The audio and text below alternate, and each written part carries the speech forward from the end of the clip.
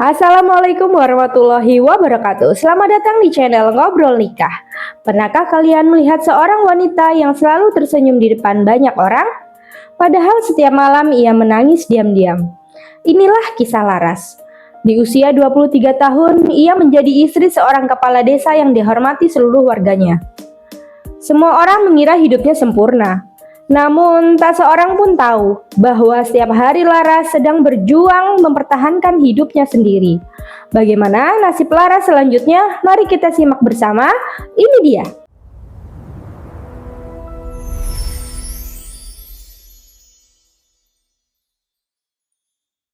Namaku Laras.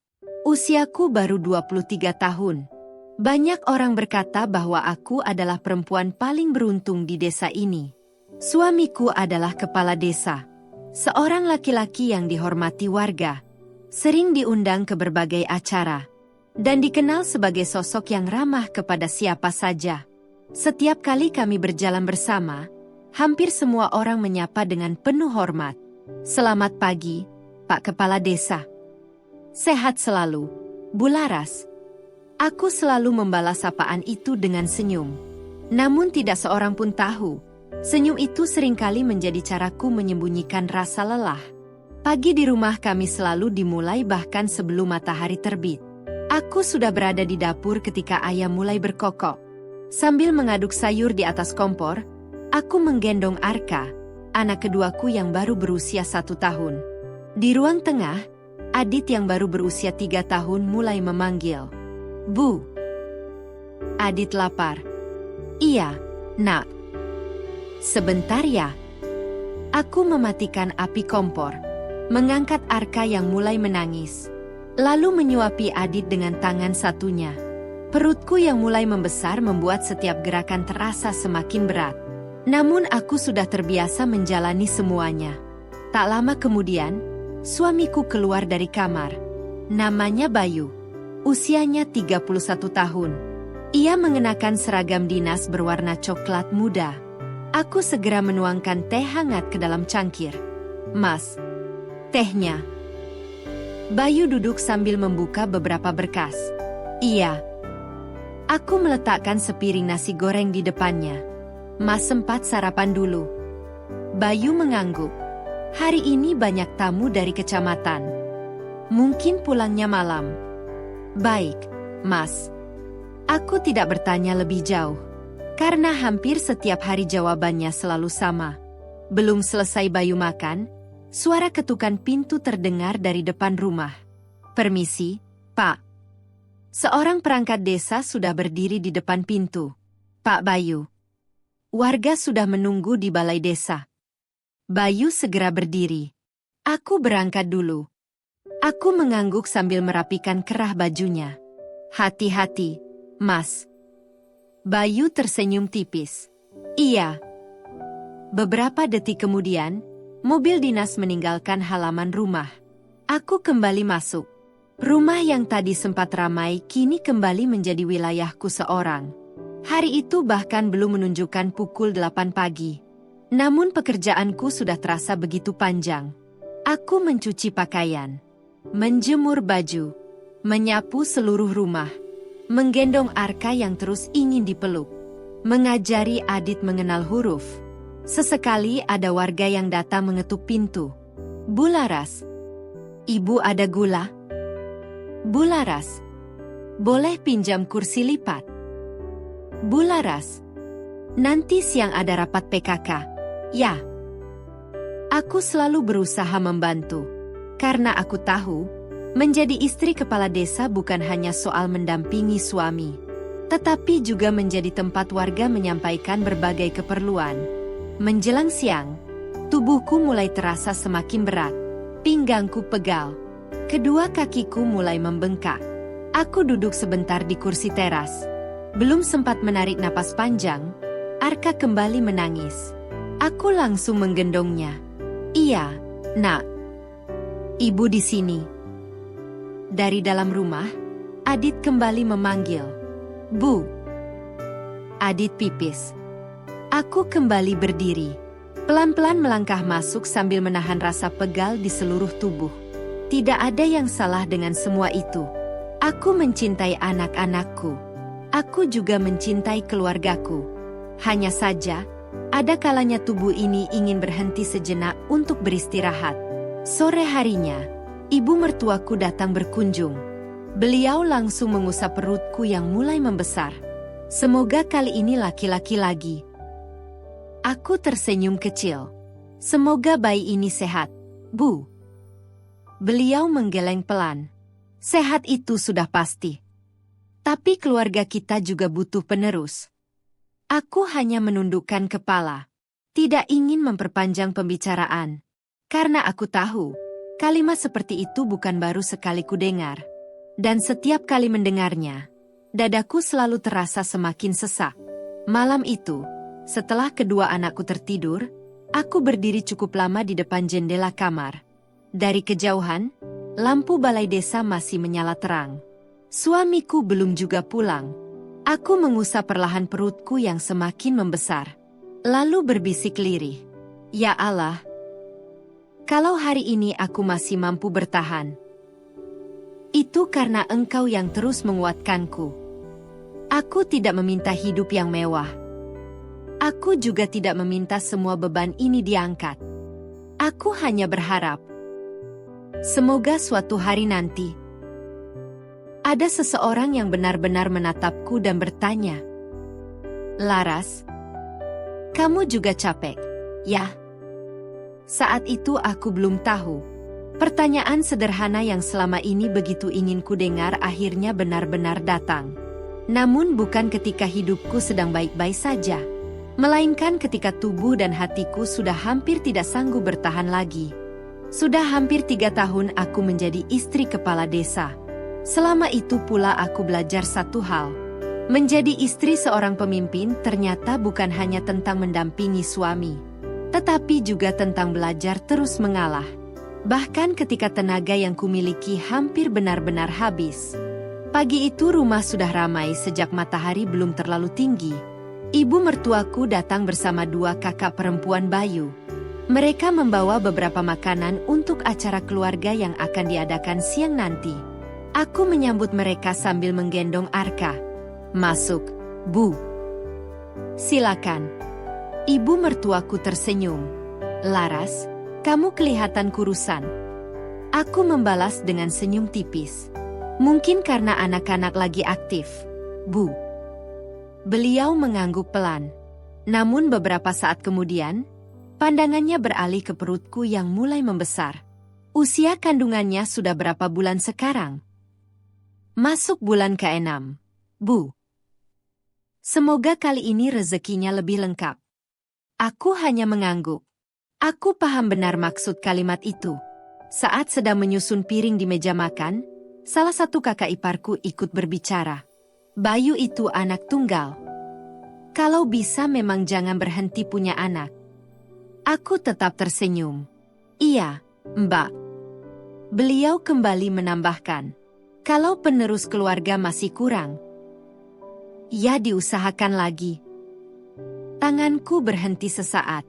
Bukan karena marah, melainkan karena aku sudah terlalu sering mendengar kalimat yang sama. Seolah-olah tubuhku hanyalah tempat untuk memenuhi harapan orang lain. Siang itu acara keluarga berlangsung cukup meriah. Banyak warga datang menemui Bayu. Ada yang meminta tanda tangan. Ada yang mengajak berdiskusi.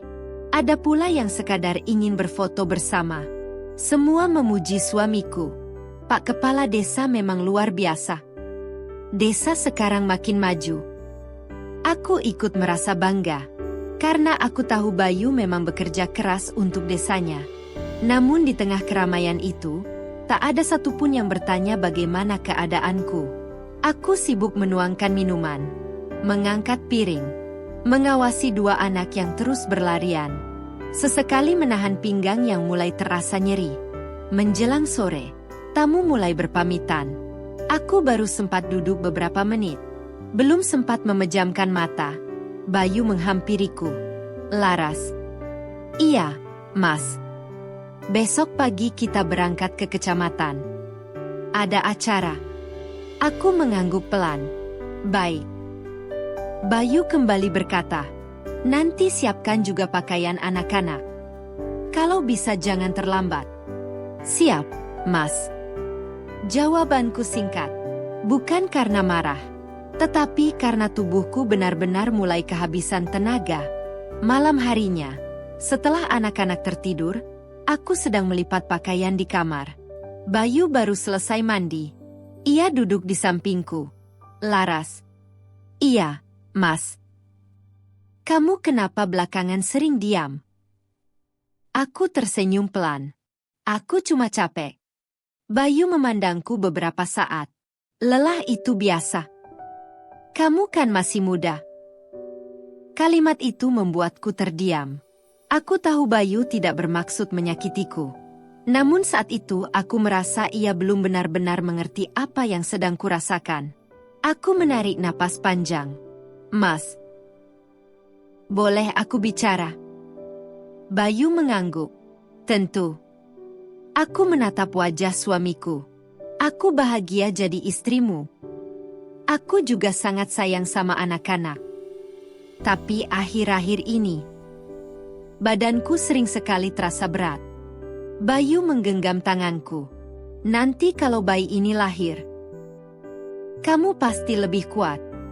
Aku tersenyum. Namun senyum itu terasa begitu hambar. Karena jawaban yang sebenarnya sangat ingin kudengar hanyalah kalimat sederhana. "Kalau kamu lelah, istirahatlah." Sayangnya, kalimat itu tidak pernah keluar dari bibirnya. Beberapa hari kemudian, saat sedang menjemur pakaian di halaman belakang, kepalaku mendadak terasa berputar. Pandanganku mulai kabur. Tanganku refleks berpegangan pada tiang jemuran. Napas terasa semakin berat. "Laras." Suara tetangga yang sedang lewat terdengar panik. Aku berusaha tersenyum. Aku tidak apa-apa. Namun beberapa detik kemudian, lututku perlahan melemas. Tubuhku sudah tidak mampu lagi diajak berdiri. Untuk pertama kalinya sejak mengandung anak ketiga, tubuhku benar-benar memberi peringatan bahwa selama ini ia sudah terlalu lama dipaksa kuat. Dan aku belum menyadari, peristiwa sore itu akan menjadi awal dari perubahan besar yang bukan hanya menguji tubuhku, tetapi juga membuka mata suamiku tentang beban yang selama ini kupikul sendirian. Setelah hampir pingsan di halaman rumah, Bayu langsung membawaku ke bidan desa. Sepanjang perjalanan aku hanya memejamkan mata. Kepalaku masih terasa berat. Perutku beberapa kali mengeras. Bayu menggenggam setir dengan wajah yang jauh lebih tegang daripada biasanya. "Laras, kamu tahan sebentar." "Iya, Mas. Aku tidak apa-apa." Padahal aku sendiri tahu, ucapan itu hanyalah caraku menenangkan dirinya. Sesampainya di tempat praktik, bidan Siska segera memeriksaku. Beliau mengukur tekanan darahku, memeriksa denyut jantung bayi, lalu memastikan kondisi kandunganku. Beberapa menit kemudian, beliau menarik kursinya lebih dekat. "Bu Laras, saya ingin bicara sebentar." Aku mengangguk pelan.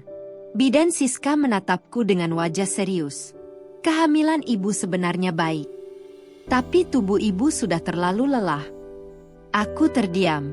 Beliau melanjutkan dengan nada yang tenang. "Kalau ibu terus memaksakan aktivitas seperti sekarang, risikonya bisa membahayakan ibu maupun bayinya." Bayu yang duduk di sampingku langsung bertanya, "Maksudnya bagaimana, Bu?" "Istri saya harus bagaimana?" Bidan Siska menjawab dengan sabar. "Kurangi pekerjaan rumah. Jangan terlalu sering mengangkat beban. Perbanyak waktu istirahat. Dan jangan biarkan semua pekerjaan ditanggung sendirian." Aku melirik Bayu. Dalam hati aku berharap, semoga kali ini ia benar-benar mendengar setiap kalimat itu. Bidan Siska kembali menatap Bayu. "Pak, istri Bapak sedang mengandung anak ketiga. Di rumah masih mengurus 2 balita. Itu bukan pekerjaan yang ringan. Kalau terus seperti ini, tubuhnya bisa kehabisan tenaga." Bayu mengangguk perlahan. Wajahnya berubah serius. Baru kali itu aku melihat sorot matanya dipenuhi rasa khawatir. Dalam perjalanan pulang, suasana mobil terasa sangat hening. Beberapa menit kemudian Bayu memecah keheningan. Mulai besok, kalau capek bilang sama aku. Aku tersenyum kecil. Baik, Mas. Kalimat sederhana itu membuat hatiku sedikit lega. Mungkin, akhirnya Bayu mulai mengerti. Namun harapan itu ternyata belum bertahan lama. Keesokan paginya, ibu mertuaku datang ke rumah. Beliau baru saja mendengar bahwa aku harus diperiksa oleh bidan. Laras, kata Bayu, kamu harus banyak istirahat. Iya, Bu. Beliau menghela napas pelan. Perempuan hamil memang begitu. Dulu ibu juga begitu. Tapi tetap kerja. Aku hanya diam. Beliau kembali berkata, jangan sedikit-sedikit mengeluh. Orang desa nanti mengira istri kepala desa manja. Kalimat itu kembali menghantam dadaku. Bukan karena marah, melainkan karena rasa lelahku seolah selalu dianggap sesuatu yang biasa. Padahal tubuhku sudah berkali-kali memberi tanda. Siang harinya Bayu bersiap menghadiri acara peresmian jalan desa. Sebelum berangkat, ia menghampiriku. Laras, nanti ikut ya. Aku sedikit terkejut. Mas, aku masih agak pusing. Bayu tampak ragu. Namun sebelum ia sempat menjawab, ibu mertuaku lebih dulu berbicara. Kalau tidak ikut, nanti warga bertanya-tanya. Istri kepala desa harus mendampingi suaminya. Bayu kembali menatapku. Laras, kalau memang kuat, ikut sebentar saja. Aku memandang wajah suamiku, kemudian melihat Adit dan Arka yang sedang bermain di ruang tengah. Akhirnya aku mengangguk pelan. Baik, Mas. Sekali lagi, aku memilih mengalah. Acara desa berlangsung cukup meriah. Puluhan warga berkumpul. Anak-anak berlarian di sekitar lapangan. Para ibu PKK sibuk menyiapkan konsumsi. Semua orang tersenyum ketika melihatku datang. Bu Kepala Desa, sehat ya?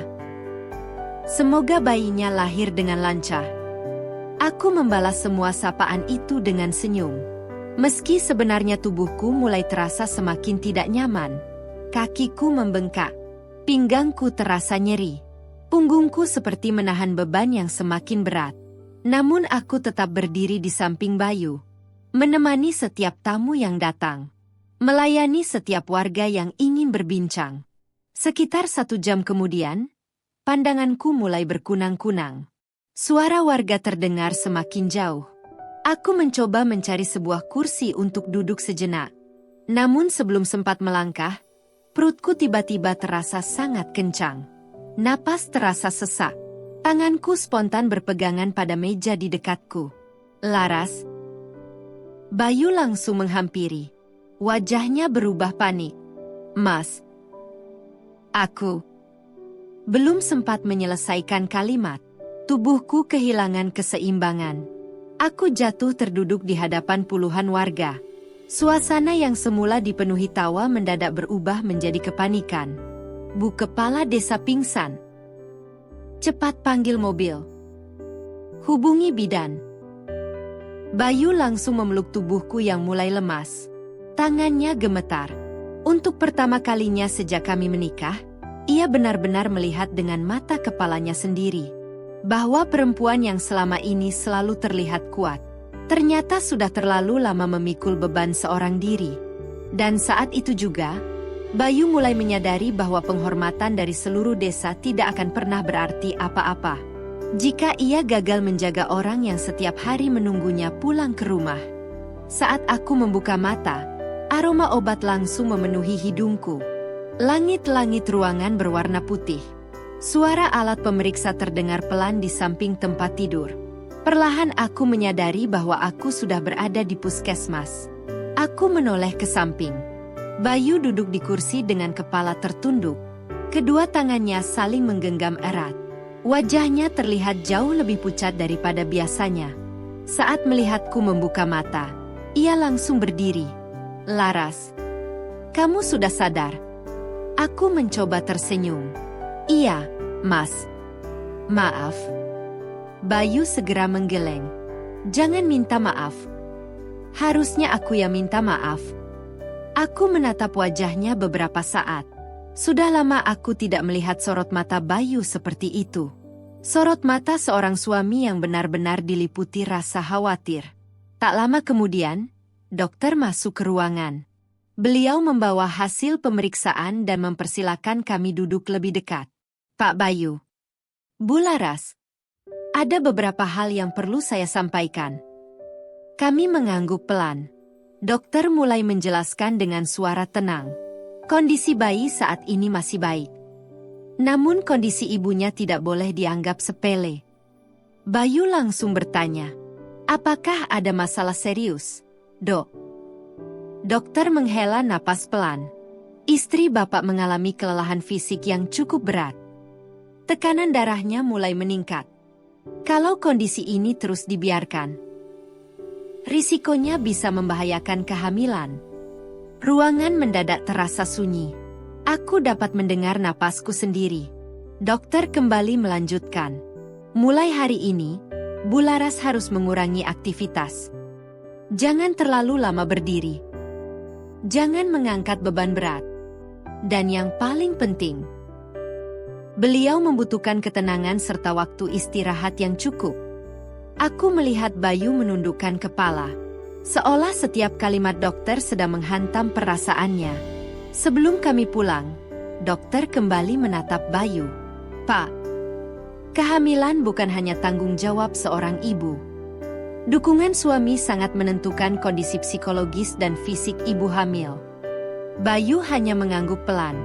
Akan saya ingat, Dok. Dalam perjalanan pulang, hampir tidak ada percakapan. Bayu mengemudikan mobil jauh lebih pelan daripada biasanya. Sesekali ia melirik ke arahku, seolah memastikan aku benar-benar baik-baik saja. Sesampainya di rumah, ia langsung membantuku turun dari mobil. Tangannya menggenggam lenganku dengan hati-hati. Laras, hari ini kamu istirahat saja. Aku mengangguk pelan. Terima kasih, Mas. Belum sempat kami masuk ke dalam rumah, ibu mertuaku datang. Beliau tampak cemas. Bagaimana hasilnya? Bayu menjawab dengan suara pelan. Dokter minta Laras banyak istirahat. Ibu mertuaku mengangguk. Namun beberapa saat kemudian beliau berkata, dulu ibu juga hamil sambil kerja di sawah. Alhamdulillah semuanya baik-baik saja. Aku hanya menundukkan kepala. Biasanya Bayu akan memilih diam. Namun kali ini berbeda. Ibu. Setiap orang punya kondisi yang berbeda. Dokter sudah mengingatkan supaya Laras tidak terlalu banyak bekerja. Kalimat itu membuatku menoleh. Untuk pertama kalinya sejak kami menikah, Bayu membelaku di depan keluarganya. Ibu mertuaku terdiam. Beliau tidak lagi melanjutkan pembicaraan. Malam harinya, Bayu masuk ke kamar sambil membawa segelas susu hangat. Laras, minum dulu. Aku menerimanya sambil tersenyum. Terima kasih. Bayu duduk di samping tempat tidur. Beberapa saat ia hanya diam. Tatapannya tertuju ke lantai. Lalu ia berkata dengan suara lirih. Aku baru sadar. Selama ini kamu mengurus semuanya sendirian. Aku menggeleng pelan. Mas juga bekerja. Iya. Tapi itu bukan alasan. Aku terlalu sibuk memikirkan desa. Sampai lupa melihat keadaan rumah sendiri. Kalimat itu membuat dadaku terasa hangat. Bukan karena semua masalah telah selesai, melainkan karena akhirnya ada seseorang yang mulai berusaha memahami apa yang selama ini kurasakan. Keesokan paginya, Bayu membatalkan beberapa agenda. Ia memilih sarapan bersama anak-anak. Adit langsung tersenyum lebar. Ayah di rumah. Bayu mengusap kepala putranya. Iya. Hari ini ayah di rumah dulu. Arka yang masih kecil ikut merangkak mendekati Bayu. Bayu menggendongnya sambil tertawa kecil. Aku memperhatikan mereka dari meja makan. Sudah lama aku tidak melihat suasana seperti itu. Rumah yang biasanya terasa sunyi kini dipenuhi tawa anak-anak. Untuk sesaat, aku merasa semua bebanku menjadi lebih ringan. Namun kebahagiaan itu ternyata belum berlangsung lama. Menjelang siang, sebuah mobil berhenti di depan rumah. Beberapa tokoh masyarakat turun dengan wajah serius. "Pak Kepala Desa, kami perlu bicara." Bayu mempersilakan mereka masuk ke ruang tamu. Dari balik pintu kamar, aku masih bisa mendengar percakapan mereka. Acara peringatan Hari Jadi Desa tinggal beberapa hari lagi. Semua warga berharap ibu kepala desa bisa hadir seperti biasanya. Suasana mendadak hening. Bayu tidak langsung menjawab. Aku melihatnya menoleh ke arah kamar. Ke arah tempat aku sedang beristirahat. Untuk pertama kalinya, ia dihadapkan pada pilihan yang tidak mudah. Tetap menjadi kepala desa yang memenuhi harapan seluruh warganya, atau menjadi seorang suami yang akhirnya belajar menjaga perempuan yang selama ini diam-diam mengorbankan begitu banyak hal untuk keluarganya. Sejak kejadian di acara desa, Bayu benar-benar mulai mengurangi bebanku. Ia meminta Burina, tetangga kami, membantu membersihkan rumah setiap pagi. Belanja kebutuhan dapur mulai ia lakukan sendiri sepulang bekerja. Bahkan setiap kali ada rapat PKK, Bayu selalu berkata, "Laras tidak usah datang. Biar aku yang menjelaskan kepada warga." Aku hanya mengangguk pelan. Namun entah mengapa, hatiku justru terasa semakin berat. Suatu sore aku duduk di teras sambil melipat pakaian bayi yang baru selesai dijemur. Adit bermain mobil-mobilan di halaman. Arka tertidur pulas di pangkuanku. Angin sore berembus pelan. Untuk pertama kalinya setelah sekian lama, rumah terasa lebih tenang. Tak lama kemudian, Bayu pulang dari kantor desa. Di tangannya ada beberapa kantong belanja. Ia tersenyum saat melihatku. "Laras, hari ini jangan masak. Aku beli makanan." Aku ikut tersenyum. "Mas, aku masih bisa memasak." Bayu menggeleng pelan. "Tidak perlu. Dokter sudah mengingatkan." Aku memandang wajahnya. Ada kehangatan yang mulai tumbuh kembali di antara kami. Namun di balik senyum itu, aku juga melihat sesuatu yang lain. Lingkar hitam di bawah mata Bayu mulai terlihat semakin jelas. Ia berangkat bekerja lebih pagi, pulang lebih malam, lalu masih membantu mengurus rumah dan anak-anak. Aku tahu semua itu bukan hal yang mudah. Malam itu, setelah kedua anak kami tertidur, aku memberanikan diri berbicara. "Mas." "Iya. Kalau begini terus, aku takut malah merepotkan Mas." Bayu langsung menghentikan pekerjaannya. Ia menatapku dengan serius. "Laras, kenapa bicara begitu?" Aku menundukkan kepala. "Mas jadi sering membatalkan kegiatan. Sering pulang lebih cepat. Warga pasti kecewa." Bayu tersenyum kecil. "Laras, dengarkan aku." Ia menggenggam tanganku dengan lembut. "Aku dipilih warga untuk melayani mereka. Tapi aku menikah denganmu karena aku ingin menjagamu." Kalimat itu membuat mataku mulai berkaca-kaca. Sudah lama aku menunggu kata-kata seperti itu. Bukan karena ingin dimanja, tetapi karena akhirnya aku merasa benar-benar dianggap sebagai pasangan hidupnya. Namun kebahagiaan itu kembali terusik. Keesokan harinya, ibu mertuaku datang bersama beberapa kerabat. Mereka baru saja pulang dari rumah saudara. Saat melihat Bayu sedang menyapu halaman, wajah mereka langsung berubah. "Bayu, kamu menyapu?" Bayu tersenyum santai. "Iya, Bu." Ibu mertuaku menghela napas panjang. Laki-laki itu tugasnya mencari nafkah, bukan mengerjakan pekerjaan perempuan. Bayu meletakkan sapunya. Laras sedang tidak boleh capek. Beliau kembali berkata, "Dulu ayahmu tidak pernah seperti ini. Kamu sekarang terlalu menuruti istri." Suasana mendadak hening. Aku yang mendengar percakapan itu dari balik pintu hanya bisa menundukkan kepala. Dadaku kembali terasa sesak. Karena sekali lagi, aku menjadi alasan munculnya perbedaan pendapat di dalam keluarga. Namun kali ini Bayu tidak memilih diam. Ia menatap ibunya dengan tenang. Bu, kalau Laras sehat, rumah ini juga akan baik-baik saja. Kalau Laras sakit, aku yang paling bertanggung jawab. Kalimat itu membuat semua orang terdiam. Ibu mertuaku tidak lagi membalas. Beliau hanya mengembuskan napas pelan sebelum akhirnya masuk ke dalam rumah. Aku yang mendengar semuanya tidak mampu berkata apa-apa. Untuk pertama kalinya, Bayu benar-benar berdiri di sisiku. Malam harinya aku justru sulit memejamkan mata. Bayu sudah terlelap di sampingku. Wajahnya terlihat begitu lelah. Perlahan aku mengusap rambutnya. Maaf ya, Mas. Aku tidak pernah ingin membuat hidupmu lebih sulit. Air mataku jatuh tanpa suara. Aku bangkit dari tempat tidur. Kemudian berjalan menuju ruang salat. Rumah terasa begitu sunyi. Aku membentangkan sajadah. Lalu bersujud lebih lama daripada biasanya. Dalam sujud itu, aku tidak lagi meminta hidup yang mudah. Aku hanya berdoa, "Ya Allah, kalau memang ujian ini harus kulewati, berikan aku hati yang kuat. Jangan biarkan aku menjadi alasan orang-orang yang kucintai saling menyakiti. Dan jika Engkau sedang menguji keluarga kami, jangan biarkan kami saling melepaskan."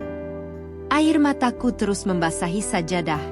Aku merasa begitu kecil, begitu lemah. Namun aku percaya, Allah tidak pernah meninggalkan hambanya yang terus berserah. Meski jawabannya tidak selalu datang secepat yang kita harapkan. Keesokan paginya, Bayu mendapat telepon dari camat. Ada rapat penting di kabupaten yang mengharuskannya pergi selama 2 hari. Sebelum berangkat, ia menghampiriku. "Laras, aku sudah minta Bu Rina menemani kamu. Kalau ada apa-apa, langsung telepon aku." Aku mengangguk sambil tersenyum. "Hati-hati di jalan, Mas." Bayu mencium keningku, lalu memeluk Adit dan Arka yang masih mengantuk. Mobilnya perlahan meninggalkan halaman rumah. Aku berdiri cukup lama di depan pintu. Entah mengapa, sejak pagi tadi hatiku terasa sangat tidak tenang. Ada firasat yang sulit dijelaskan. Seolah sesuatu yang besar sedang menunggu di depan. Dan beberapa jam kemudian, firasat itu benar-benar datang. Dengan cara yang tidak pernah kami bayangkan sebelumnya. Bayu baru beberapa jam tiba di kantor kabupaten. Rapat bersama para kepala desa baru saja dimulai. Sebelum memasuki ruang rapat, ia mengubah telepon genggamnya ke mode senyap. Ia sama sekali tidak menyangka bahwa keputusan kecil itu akan membuatnya terlambat mengetahui kabar yang paling ditakutinya. Di rumah, aku mencoba menjalani pagi seperti biasa. Bu Rina, tetangga sebelah rumah, datang membantu memasak dan menjaga anak-anak. "Laras, kamu duduk saja. Biar saya yang masak." Aku tersenyum pelan. "Terima kasih, Bu." Meski tubuhku masih terasa lemas, aku tetap menemani Adit belajar membaca. Sesekali Arka menghampiriku sambil mengangkat kedua tangannya. "Ibu, gendong." Aku mengusap lembut kepalanya. "Nanti ya, Nak." Adik di perut ibu lagi minta ibu banyak istirahat. Arka tersenyum kecil, lalu kembali bermain di dekat kakaknya. Menjelang siang, perutku kembali terasa mengeras. Awalnya aku mengira hanya kontraksi palsu. Aku mencoba mengatur napas, berusaha tetap tenang. Namun beberapa menit kemudian, rasa itu datang lagi.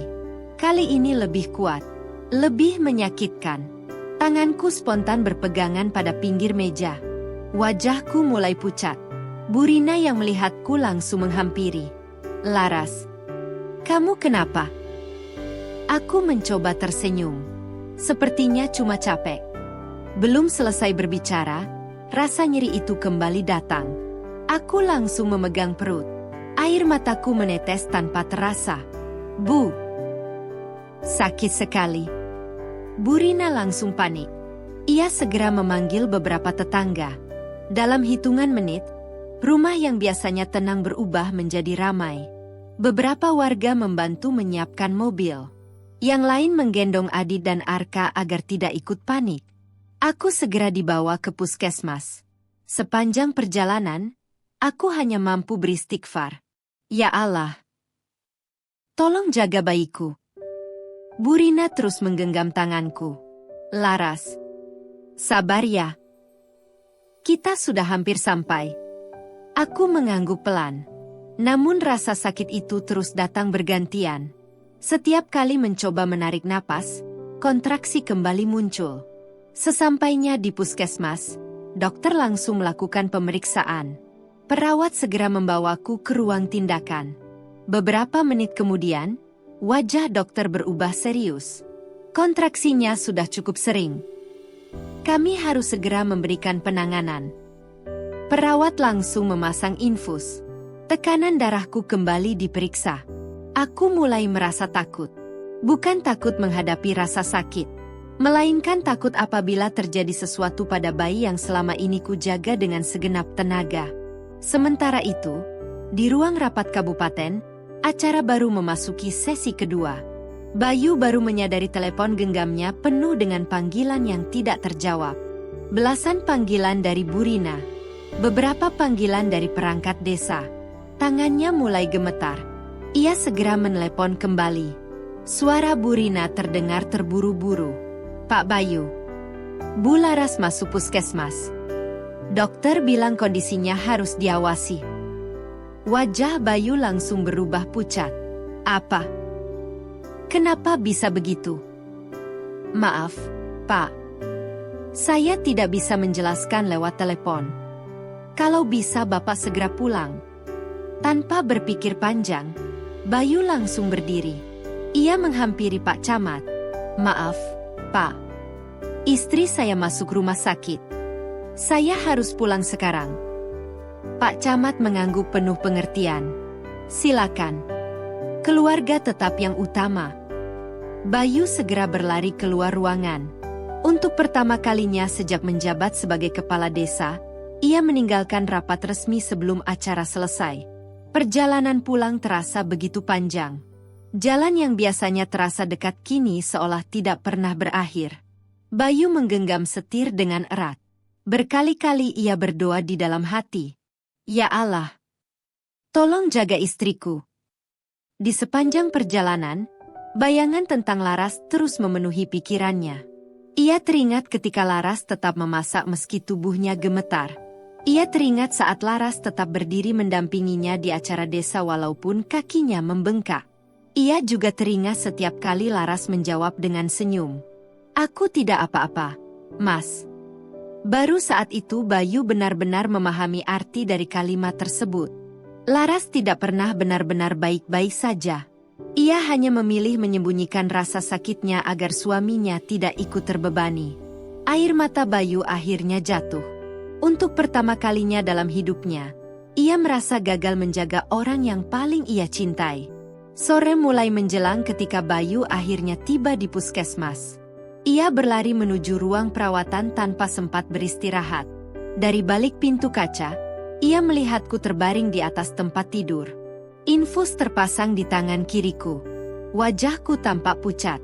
Mataku masih terpejam. Bayu menghentikan langkahnya. Dadanya terasa sesak. Dokter keluar dari ruangan dan menghampirinya. Pak Bayu, kondisi istri Bapak mulai stabil. Namun kehamilan ini harus diawasi dengan sangat ketat. Mulai hari ini, beliau benar-benar tidak boleh kelelahan lagi. Bayu mengangguk perlahan. Matanya tidak pernah lepas dari wajahku. Di dalam hati, ia membuat sebuah janji.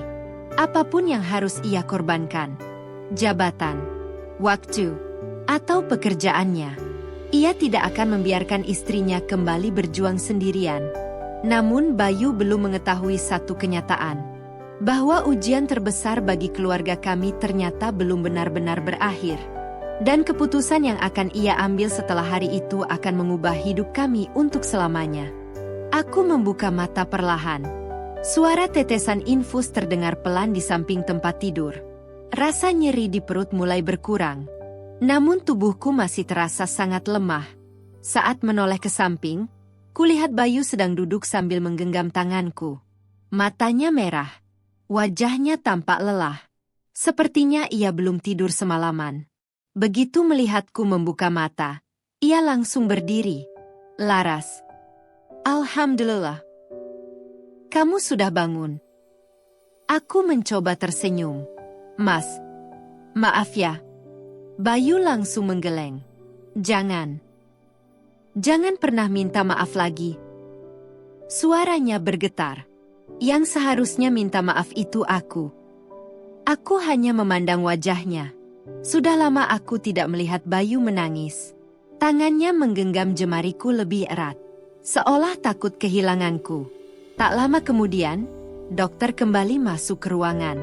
Beliau membawa hasil pemeriksaan terbaru. "Pak Bayu, kondisi istri Bapak mulai membaik. Namun saya ingin menyampaikan beberapa hal." Bayu mengangguk pelan. Dokter menarik napas sebelum melanjutkan. "Selama kehamilan ini, Bu Laras mengalami kelelahan fisik dan tekanan psikologis yang cukup berat. Kalau kondisi seperti ini terus berlanjut, kehamilan berikutnya bisa menjadi sangat berisiko." Ruangan mendadak terasa sunyi. Dokter kembali berkata, "Kadang seorang ibu tidak jatuh sakit karena pekerjaannya, melainkan karena terlalu lama memendam semuanya sendirian." Kalimat itu membuat Bayu menundukkan kepala. Ia tidak mampu mengucapkan sepatah kata pun. Tak lama kemudian, Ibu Bayu datang bersama beberapa anggota keluarga. Beliau berjalan cepat menuju ruang perawatan. Namun begitu melihatku terbaring lemah di atas tempat tidur, langkahnya perlahan terhenti. Wajahku yang pucat, selang infus di tangan, serta alat pemantau yang masih terpasang. Semuanya membuat beliau terdiam. Dokter menghampiri beliau. "Apakah ibu keluarga pasien?" "Iya. Saya ibu mertuanya." Dokter mengangguk. "Lalu izinkan saya menyampaikan satu hal." Beliau berbicara dengan tenang. "Bu Laras tidak sakit karena beliau lemah. Beliau kelelahan. Dan kelelahan itu sudah berlangsung cukup lama." Ibu Bayu perlahan menundukkan kepala. Dokter kembali melanjutkan. "Seorang ibu hamil bukan hanya membutuhkan makanan yang bergizi. Beliau juga membutuhkan ketenangan, dukungan, perhatian, dan merasa dihargai oleh orang-orang di sekitarnya." Kalimat-kalimat itu terdengar sederhana. Namun bagi Ibu Bayu, setiap katanya terasa seperti teguran yang menyentuh hati. Beliau perlahan menghampiriku. Tangannya menggenggam jemariku dengan lembut. "Laras." Suara itu terdengar lirih. "Maafkan Ibu." Aku menoleh pelan. Kulihat mata beliau mulai dipenuhi air mata. Tangis yang belum pernah kulihat selama ini. Ibu terlalu sibuk memikirkan keturunan, sampai lupa kalau kamu juga anak dari seseorang. Air mataku ikut mengalir. Aku tidak pernah membenci beliau. Aku hanya ingin dimengerti. Beliau mengusap lembut kepalaku. "Mulai sekarang, tidak ada lagi yang akan memaksamu. Kesehatanmu jauh lebih penting." Bayu yang berdiri di samping tempat tidur ikut berbicara. "Bu, saya juga minta maaf. Saya terlalu sibuk menjadi kepala desa, sampai lupa menjadi suami yang seharusnya menjaga istrinya." Ibu Bayu menggeleng pelan. "Kalian tidak perlu saling menyalahkan.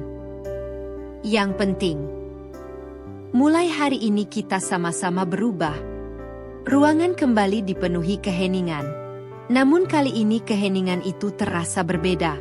Tidak lagi dipenuhi kesalahpahaman, melainkan dipenuhi rasa saling memahami. Sebelum meninggalkan ruangan, dokter tersenyum kepada kami. "Saya senang melihat keluarga ini. Luka fisik bisa sembuh dengan obat, tapi luka hati hanya bisa sembuh ketika keluarga mau saling mendengar dan saling menguatkan." Kami semua mengangguk. Aku menggenggam tangan Bayu lebih erat. Untuk pertama kalinya sejak menikah, aku benar-benar merasakan bahwa aku tidak lagi berjuang sendirian. 2 hari kemudian, dokter mengizinkanku pulang. Namun sebelum meninggalkan rumah sakit, beliau kembali mengingatkanku. Bu Laras, mulai sekarang jangan lagi memaksakan diri. Kalau lelah, katakan lelah. Kalau sakit, katakan sakit. Karena menjadi seorang ibu bukan berarti harus selalu terlihat kuat. Aku mengangguk sambil tersenyum. Kalimat itu terus terngiang sepanjang perjalanan pulang. Aku memandangi jalan yang kami lewati sambil menggenggam tangan Bayu. Di dalam hati, aku merasa sedang pulang membawa harapan yang baru. Aku belum tahu. Sesampainya di rumah nanti, sebuah kejutan sederhana telah menunggu. Bukan hadiah yang mahal, bukan pula sesuatu yang mewah, melainkan sebuah perhatian kecil yang selama ini diam-diam selalu kuimpikan. Dan kejutan itu akhirnya membuat air mataku kembali jatuh. Bukan karena sedih, melainkan karena untuk pertama kalinya, aku benar-benar merasa dihargai sebagai seorang istri dan seorang ibu. 2 minggu setelah keluar dari puskesmas, hidupku mulai berubah sedikit demi sedikit. Bukan karena semua masalah tiba-tiba menghilang, melainkan karena aku tidak lagi memikul semuanya sendirian. Setiap pagi, Bayu bangun lebih awal. Ia membantu memandikan Adit. Sesekali ia juga menyiapkan sarapan sederhana untuk kami. Awalnya aku merasa tidak enak. Mas, biar aku saja. Bayu hanya tersenyum sambil menggeleng pelan. Tidak. Sekarang gantian. Kamu sudah terlalu lama menjaga kami. Biarkan sekarang kami yang menjagamu. Aku hanya mampu tersenyum. Kalimat sederhana itu terasa lebih menenangkan daripada 1000 janji. Perubahan itu juga dirasakan anak-anak. Adit yang biasanya selalu mencari ibunya, kini mulai terbiasa bermain bersama ayahnya. Suara tawa mereka memenuhi rumah setiap sore. Arka yang dulu selalu menangis saat Bayu berangkat bekerja, sekarang justru berlari menyambut ketika ayahnya pulang. Rumah kami tidak menjadi lebih besar, tidak pula menjadi lebih mewah. Namun untuk pertama kalinya setelah sekian lama, rumah ini kembali terasa hangat. Beberapa hari kemudian, acara hari jadi desa akhirnya tetap dilaksanakan. Kali ini aku tidak lagi berdiri mendampingi Bayu di atas panggung. Aku duduk di kursi tamu bersama ibu mertuaku. Beliau menggenggam tanganku sejak acara dimulai. Sesekali beliau menoleh kepadaku. Laras, kamu capek? Aku tersenyum pelan. Tidak, Bu. Beliau kembali berkata, kalau capek, bilang ya. Aku mengangguk. Mendengar kalimat itu, mataku kembali berkaca-kaca. Kalimat sederhana yang selama ini begitu ingin ku dengar, kini akhirnya benar-benar datang.